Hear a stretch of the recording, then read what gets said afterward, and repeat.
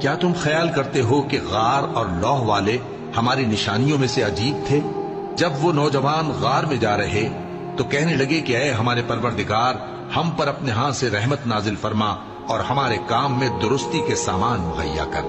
تو ہم نے غار میں کئی سال تک ان کے کانوں پر نیند کا پردہ ڈالے رکھا، یعنی ان کو سلائے رکھا۔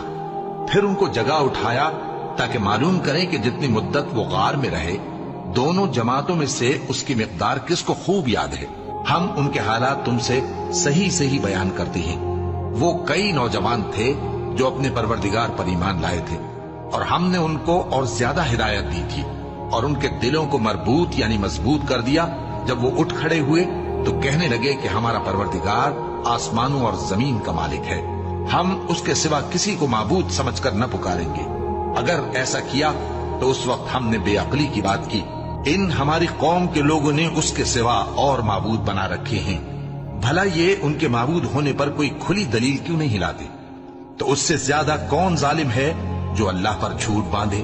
اور جب تم نے ان مشرکوں سے اور جن کی یہ اللہ کے سوا عبادت کرتے ہیں ان سے کنارہ کر لیا ہے تو غار میں چل رہو، تمہارا پروردگار تمہارے لیے اپنی رحمت وسیع کر دے گا اور تمہارے کاموں میں آسانی کے سامان مہیا کرے گا۔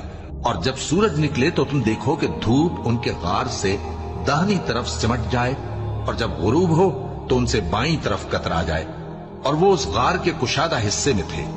یہ اللہ کی نشانیوں میں سے ہیں، جس کو اللہ ہدایت دے وہ ہدایت یاب ہے، اور جس کو گمراہ رہنے دے تو تم اس کے لیے کوئی دوست راہ بتانے والا نہ پاؤ گے۔ اور تم ان کے متعلق خیال کرو کہ وہ جاگ رہے ہیں حالانکہ وہ سوتے ہیں، اور ہم ان کو دائیں اور بائیں کروٹ بدلاتے تھے، اور ان کا کتا چوکھٹ پر دونوں ہاتھ پھیلائے ہوئے تھا۔ اگر تم ان کو جھانک کر دیکھتے تو پیٹ پھیر کر بھاگ جاتے اور ان سے دہشت میں آ جاتے۔ اور اسی طرح ہم نے ان کو اٹھایا تاکہ آپس میں ایک دوسرے سے دریافت کریں۔ ایک کہنے والے نے کہا کہ تم یہاں کتنی مدت رہے؟ انہوں نے کہا کہ 1 دن یا اس سے بھی کم۔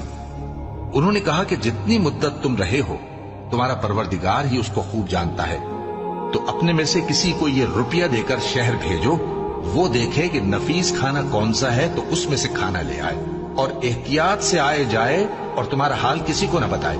اگر وہ تم پر دسترس پا لیں گے تو تمہیں سنسار کر دیں گے یا پھر اپنے مذہب میں داخل کر لیں گے، اور اس وقت تم کبھی فلاح نہیں پاؤ گے۔ اور اسی طرح ہم نے لوگوں کو ان کے حال سے خبردار کر دیا تاکہ وہ جانیں کہ اللہ کا وعدہ سچا ہے، اور یہ کہ قیامت جس کا وعدہ کیا جاتا ہے اس میں کچھ شک نہیں۔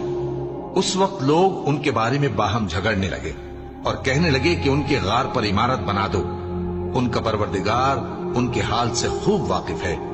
جو لوگ ان کے معاملے میں غلبہ رکھتے تھے وہ کہنے لگے کہ ہم ان کے غار پر مسجد بنائیں گے۔ بعض لوگ اٹکل پچو کہیں گے کہ وہ 3 تھے اور چوتھا ان کا کتا تھا، اور بعض کہیں گے کہ وہ 5 تھے اور چھٹا ان کا کتا تھا، اور بعض کہیں گے کہ وہ 7 تھے اور 8واں ان کا کتا تھا۔ کہہ دو کہ میرا پروردگار ہی ان کے شمار سے خوب واقف ہے، ان کو جانتے بھی ہیں تو تھوڑے ہی لوگ جانتے ہیں۔ تو تم ان کے معاملے میں بحث نہ کرنا مگر سرسری سی بحث، اور نہ ان کے بارے میں ان میں سے کسی سے کچھ دریافت ہی کرنا، اور کسی کام کی نسبت نہ کہنا کہ میں اسے کل کر دوں گا، مگر انشاءاللہ کہہ کر، یعنی اگر اللہ چاہے تو کر دوں گا۔ اور جب اللہ کا نام لینا بھول جاؤ تو یاد آنے پر لے لو، اور کہہ دو کہ امید ہے کہ میرا پروردگار مجھے اس سے بھی زیادہ ہدایت کی باتیں بتائے۔